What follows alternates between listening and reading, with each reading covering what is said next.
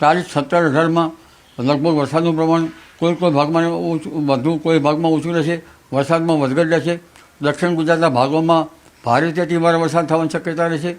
જો કે 21મી તારીખ બાદ દક્ષિણ ગુજરાતમાં કંઈક વરસાદનું પ્રમાણ ઘટી શકે. પુનઃ તારીખ 24થી દક્ષિણ ગુજરાતમાં વરસાદનું પ્રમાણ વધી શકે.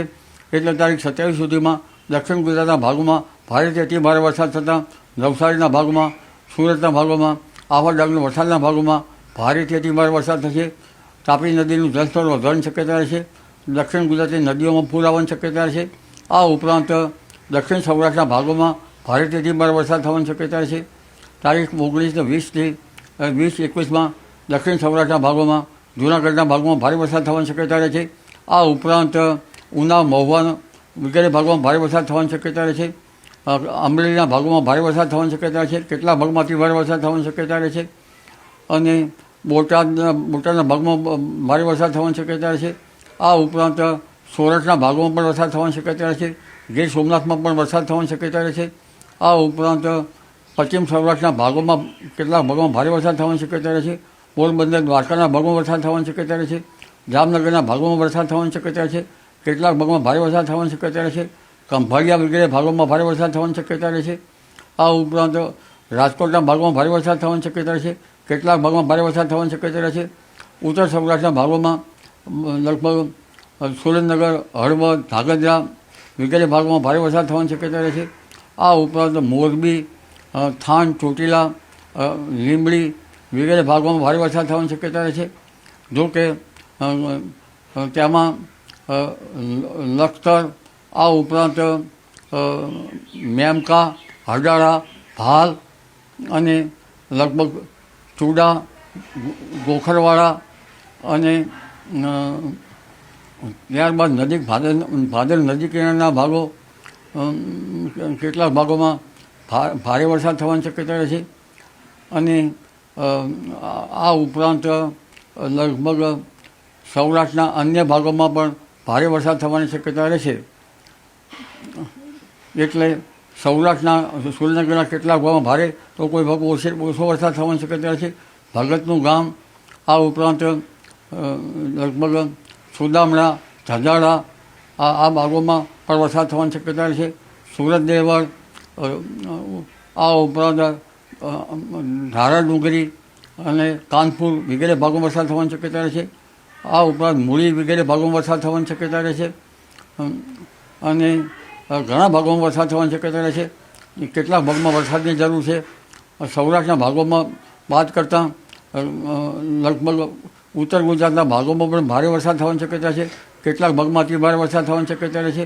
જેમાં પાટણ, સમી, હારીજના ભાગમાં વરસાદ થવાની શક્યતા છે. મહેસાણા કેટલાક ભાગમાં ભારેથી અતિ ભારે વરસાદ થવાની શક્યતા રહે છે. સાબરકાંઠાના ભાગમાં વરસાદ થવાની શક્યતા છે. કેટલાક ભાગમાં ભારેથી અતિ ભારે વરસાદ થવાની શક્યતા છે. સાબરકાંઠાના લગભગ અરવલ્લીના કેટલાક ભાગમાં વરસાદ છે. કેટલાક ભાગમાં વરસાદ ઓછો હોય છે તેવા અહેવાલ મળે છે. એટલે શહેરભરમાં ઈડર, વડાલી વગેરે ભાગમાં વરસાદ થવાની શક્યતા રહે છે. હિંમતનગરના ભાગોમાં પણ ભારે વરસાદ થવાની શક્યતા રહે છે. આ ઉપરાંત પંચમહાલના ભાગોમાં વરસાદ થવાની શક્યતા છે.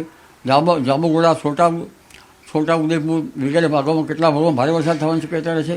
આ ઉપરાંત મહીસાગરના ભાગોમાં વરસાદ થવાની શક્યતા છે. ખેડાના ભાગોમાં વરસાદ થવાની શક્યતા છે. આણંદ, વડોદરાના ભાગોમાં વરસાદ થવાની શક્યતા છે. સાવલી, કાયાવરણ વગેરે ભાગમાં વરસાદ થવાની શક્યતા છે. કોઈ ભાગમાં ભારે વરસાદ થવાની શક્યતા રહે છે. અમદાવાદ, ગાંધીનગરમાં પણ તારીખ 20-21માં મુસળધાર વરસાદ થવાની શક્યતા રહે છે. ત્યારબાદ 20-21 બાદ તારીખ 27 સુધીમાં પણ રાજ્યના ઘણા ભાગોમાં વરસાદ થવાની શક્યતા રહે છે. કેટલીક નદીઓમાં પૂરની સ્થિતિ રહે છે. ખાસ કરીને નર્મદાના સાવ વિસ્તારમાં ભારે વરસાદ થતાં નર્મદા બંધનું જળસ્તર વધી શકે છે. અને નર્મદા બે કાંઠે થવાની શક્યતા રહે છે. સાબરમતી નદીમાં પણ પાણીનો આવરો આવશે. તાપી નદીનું જળસ્તર વધશે. કાવેરી નદીનું જળસ્તર વધશે. એટલે સૌરાષ્ટ્રની તો ઘણી નાની નદીઓમાં પૂરની શક્યતા રહે છે. એટલે તારીખ 27 સુધીમાં ભારેથી અતિભારે વરસાદ થતાં જનધને કાળજી રાખવી. આ અરસામાં કેટલાક ભાગમાં તહેવાર હોય છે અને ક્યારેક કેટલાક નાના મોટા મેળાઓ હોય છે. ગણેશ ચતુર્થીની આસપાસ પણ વરસાદ થવાની શક્યતા રહે છે. પર્યુષણના પર્વની આસપાસ પણ વરસાદ થવાની શક્યતા રહે છે. એટલે પાછળના બેઠેલા ભાઈઓએ ખાસ ધ્યાન રાખવું. આ ઉપરાંત અન્ય ભાઈઓ જે જોવા જઈએ તો ખેડૂત ભાઈઓ ખાસ ધ્યાન રાખવું કારણ કે ઘણા ખેતરો જાણે પાણી જ હોય તેવું જાણે છે. કેટલાક ભાગોમાં તો ખેતરનો સીધો પણ જોવા નહીં મળે. નાળિયામાં વગેરેમાં ભાગોમાં પાણી જ જોવા મળશે. કેટલાક બંધો છલકાઈ જવાની શક્યતા છે. કેટલાક જે કાચી નહેરો અને જે પાણીના નિકાલની વ્યવસ્થા કરતી નહેરોમાં તૂટી જવાની શક્યતા રહેતા પાણી ખેતર સોંસરું જવાની શક્યતા રહે છે. વરસાદ જબરજસ્ત છે અને દક્ષિણ ગુજરાતમાં પણ ભારેથી અતિભારે વરસાદ થવાની શક્યતા રહેતા નદીઓમાં પૂરની સ્થિતિ રહેશે. એટલે 27 ઓગસ્ટ સુધીમાં તો વરસાદનું ધ્યાન રાખવું પડશે અને એક પછી એક સિસ્ટમો બનશે.